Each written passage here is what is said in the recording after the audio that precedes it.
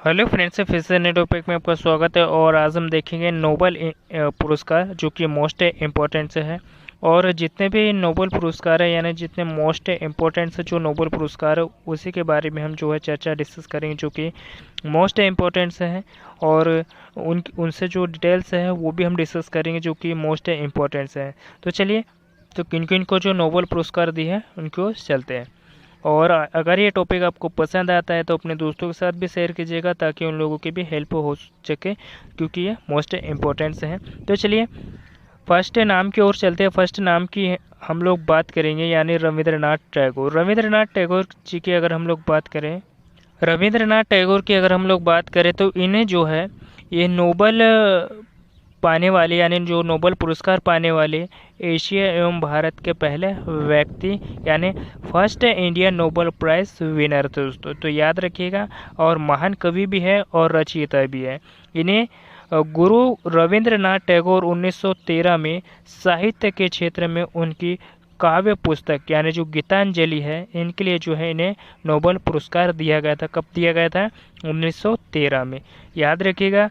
रविंद्रनाथ टैगोर ने, और जो रविंद्रनाथ टैगोर थे दोस्तों, इन्होंने महज 8 वर्ष की उम्र से ही दोस्तों है ना कविता यानी पोइट्री लिखना शुरू यानी प्रारंभ कर दी थी। और ये ऐसे व्यक्ति थे जिन्होंने भारत और बांग्लादेश दोनों देशों के लिए जो है वो राष्ट्रगान यानी नेशनल एंथम जो है वो लिखा है। गीतांजलि और साधना इनकी प्रमुख कृतियाँ है रविंद्रनाथ टैगोर की, जो कि मोस्ट इम्पोर्टेंट से है। तो फिर से मैं आप लोगों को कुछ बातें आप लोगों को बता देना चाहता हूँ कि भारत के पहले व्यक्ति जिन्होंने नोबेल पुरस्कार पाने वाले एशिया के, यानी जो भारत के पहले व्यक्ति थे, और महान कवि रविंद्र, यानी जो महान कवि भी थे, उनके रचयिता गुरु रविंद्रनाथ टैगोर को 1913 में साहित्य के क्षेत्र में उनकी काव्य जो पुस्तक थी गीतांजलि के लिए नोबेल पुरस्कार जो है प्रदान किया गया। रविंद्रनाथ टैगोर के महज 8 वर्ष की उम्र से ही कविताएं लिखने शुरू कर दी गई थी इन्होंने, यानी जो 8 वर्ष की उम्र से ही दोस्तों जो रविंद्रनाथ टैगोर ने कविताएं लिखना जो है शुरू कर दी थी। भारत और बांग्लादेश दोनों देशों के लिए जो इन्होंने है ना नेशनल एंथम लिखा है, और गीतांजलि और साधना इनकी जो है प्रमुख कृतियाँ है रविंद्रनाथ टैगोर की। नेक्स्ट देखते हैं। नेक्स्ट नाम की अगर हम लोग बात करें तो यह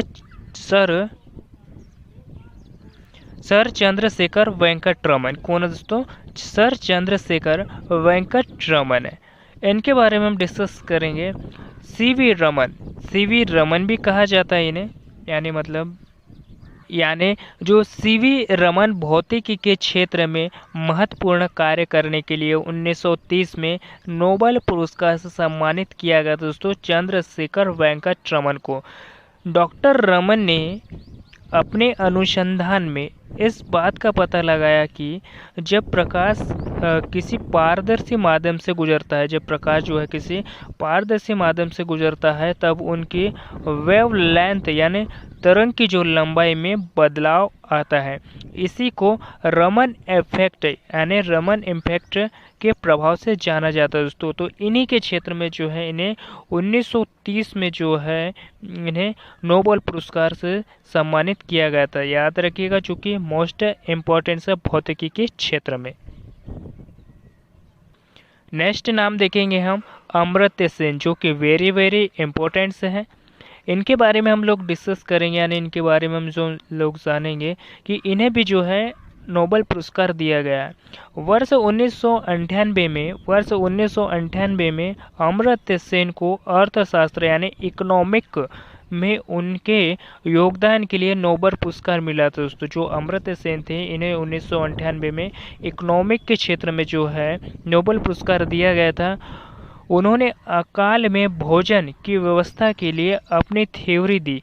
वह अपने भारतीय थे जिन्होंने अर्थशास्त्र यानी इकोनॉमिक क्षेत्र में जो है नोबेल पुरस्कार मिला, यानी first India Nobel prize winner in economics, यानी इन्हें इकोनॉमिक भारत के ऐसे व्यक्ति दोस्तों जिन्होंने नोबेल पुरस्कार जो है इकोनॉमिक के क्षेत्र में जो है पहली बार जो है इकोनॉमिक के क्षेत्र में इन्हें नोबेल पुरस्कार दिया गया अमर्त्य सेन को। पिछले 40 वर्षों में 30 से अधिक भाषाओं में उनकी पुस्तकें भी छप चुकी है दोस्तों अमर्त्य सेन की। याद रखिएगा चूँकि मोस्ट इम्पोर्टेंट है। Mother Teresa. मदर टेरेसा की अगर हम लोग बात करें तो ये 45 सालों तक गरीब, असहाय और मजदूरों की सेवा में तत्कालीन अल्बानियाई मूल की भारतीय मदर टेरेसा को 1969 में शांति नोबेल पुरस्कार यानी नोबेल प्राइज फॉर पीस मिला है। मदर टेरेसा ने भारत में बेसहारा अनाथ जो रोगी होते हैं इनकी सेवा करके समाज सेवा में एक उदाहरण पेश किया है, जिसके चलते उन्हें विश्व शांति यानी नोबेल पुरस्कार से नवाजा गया है दोस्तों मदर टेरेसा को। याद रखिएगा। नेक्स्ट देखते हैं हरगोविंद खुराना। हरगोविंद खुराना की अगर हम लोग बात करें तो यह आनुवांशिक कोड यानी डीएनए की व्याख्या करने वाले भारतीय मूल के अमेरिकी नागरिक डॉक्टर हरगोविंद खुराना को चिकित्सा के क्षेत्र में अनुसंधान के लिए नोबेल पुरस्कार जो कि फिजियोलॉजी मेडिसिन के लिए जो है दिया गया है। याद रखिएगा। खुराना मार्शल नीरेनबर्ग और रॉबर्ट हॉर्ले के साथ मिलकर चिकित्सा के क्षेत्र में काम किया था। किन्हें? हरगोविंद खुराना ने। इन्हें कोलंबिया विश्वविद्यालय की ओर से 1968 में हॉर्वेट ट्रस्ट पुरस्कार भी जो है प्राप्त हुआ है। याद रखिएगा किसके क्षेत्र में, यानी जो कोलंबिया कंट्री है दोस्तों, इन्हें विश्वविद्यालय के ओर से 1968 में हॉर्वेट ट्रस्ट पुरस्कार से सम्मानित किया गया दोस्तों हरगोविंद खुराना को। नेक्स्ट नाम देखेंगे हम लोग सुब्रमण्यम चंद्रशेखर। सुब्रमण्यम चंद्रशेखर की अगर हम लोग बात करें तो सन 1983 में भौतिकी शास्त्र के क्षेत्र में महत्वपूर्ण योगदान के लिए डॉक्टर सुब्रमण्यम चंद्रशेखर को नोबेल पुरस्कार यानी नोबेल पुरस्कार इन फिजिक्स में दिया गया है। यानी जो इन्हें नोबेल पुरस्कार जो है किस में दिया गया दोस्तों, भौतिकी शास्त्र के क्षेत्र में सुब्रमण्यम को जो है 1983 में इन्हें नोबेल पुरस्कार से नवाजा गया है। चंद्रशेखर भारतीय मूल यानी इंडियन ओरिजिन अमेरिकी नागरिक होने के साथ साथ एक विख्यात खगोल भौतिक शास्त्री थे। उनके सिद्धांत में ब्रह्मांड की उत्पत्ति के बारे में अनेक रहस्यों का भी पता चलता है दोस्तों चंद्रशेखर सुब्रमण्यम। याद रखिएगा जो कि मोस्ट इम्पोर्टेंट है। जितने भी मैं आप लोगों को नोबेल पुरस्कार से मोस्ट रिलेटेड आपको जो एमपी क्वेश्चन करवा रहा हूँ इससे रिलेटेड वो याद रखिएगा जो कि मोस्ट इम्पोर्टेंट है। तो चलिए नेक्स्ट नाम की ओर चलते हैं। नेक्स्ट देखते हैं वेंकटरमन रामकृष्ण। वेंकटरमन रामकृष्ण की अगर हम लोग बात करें तो ये इनको चिकित्सा विज्ञान में महत्वपूर्ण कार्य करने के लिए महत्वपूर्ण मूल यानी इंडियन ओरिजिन के अमेरिकी नागरिक वेंकटरमन रामकृष्ण 2009 में रसायन शास्त्र के क्षेत्र में जो है इन्हें नोबेल पुरस्कार मिला है।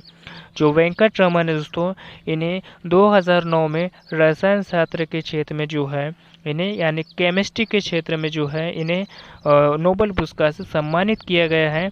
और रामकृष्ण इजरायली महिला वैज्ञानिक अदा योथोन और अमेरिकी के थॉमस स्टिज के साथ संयुक्त तौर पर रसायन के नोबेल पुरस्कार के लिए सम्मानित किया गया।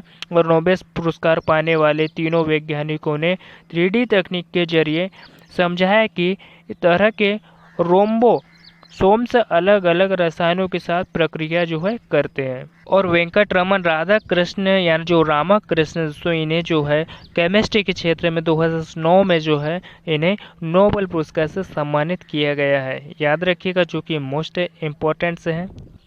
नेक्स्ट नाम की बात करेंगे हम लोग राजेंद्र कुमार पचौरी। राजेंद्र के पचौरी की अगर हम लोग बात करें यानी कुमार पचौरी की अगर हम लोग बात करें तो राजेंद्र पचौरी का काम पर्यावरण के क्षेत्र में था और उन्हें लंबे समय तक टेरी यानी टाटा एनर्जी रिसर्च इंस्टीट्यूट से जुड़े रहे। कौन?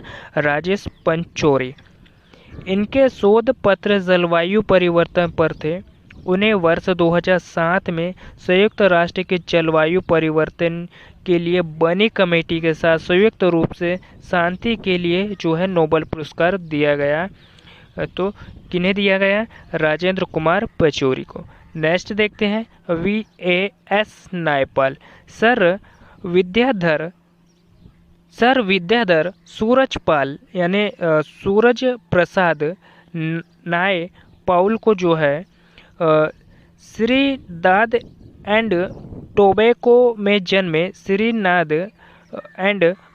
में जन्मे विद्याधर सूरज प्रसाद नायपाल के पूर्वज गोरखपुर में गिर मिटिया मजदूर के रूप में त्रिनाद पहुँचे थे। नायपाल के उपन्यासों में भारत की काफ़ी महत्व दिया गया, लेकिन भारत को लेकर उनका जो नज़रिया काफ़ी विवादित भी रहा था। ब्रिटेन में बसे नायपाल 2001 में इन्हें साहित्य के क्षेत्र में जो है साहित्य के क्षेत्र में जो इनके जो योगदान रहे हैं उनके लिए जो है इन्हें नोबेल पुरस्कार से सम्मानित किया गया है। इन्हें विद्याधर सूरज प्रसाद नायपाल को। अब हम बात करेंगे कैलाश सत्यार्थी की। कैलाश सत्यार्थी की अगर हम लोग बात करें तो इन्हें जो है कैलाश सत्यार्थी को बाल अधिकारों की रक्षा एवं बाल श्रम के विरुद्ध लड़ाई के लिए वर्ष 2014 में नोबेल पुरस्कार से सम्मानित किया गया। उन्होंने बचपन बचाओ आंदोलन और इसकी स्थापना की। विश्व भर में हजारों बच्चों के अधिकारों की रक्षा के लिए कार्य किया। उन्हें पाकिस्तान की जो मलाला यूसुफजई यानी जो पाकिस्तान की जो मलाला यूसुफजई के साथ संयुक्त रूप से नोबेल शांति का जो पुरस्कार है वो सम्मानित किया गया। दोस्तों याद रखिएगा, जो कि मोस्ट इम्पोर्टेंट है। और मैंने आप लोगों को जितने भी नोबेल पुरस्कार यानी 10 नोबेल पुरस्कार पढ़वाए हैं आज करवाए हैं, जो कि मोस्ट इम्पोर्टेंट्स हैं। और ये पुरस्कार जो है बार बार परीक्षाओं में पूछे जाते हैं। ये टॉपिक आपको पसंद आया तो अपने दोस्तों के साथ भी शेयर कीजिएगा। और आप लोग मेरे चैनल पर पहली बार आए हो तो इस चैनल को सब्सक्राइब भी कर लीजिएगा, क्योंकि सब्सक्राइब करने का कोई पैसा नहीं देना पड़ता है। तो फिर सब्सक्राइब कर लिया करो। तो मिलते हैं किसी नेक्स्ट टॉपिक में। धन्यवाद।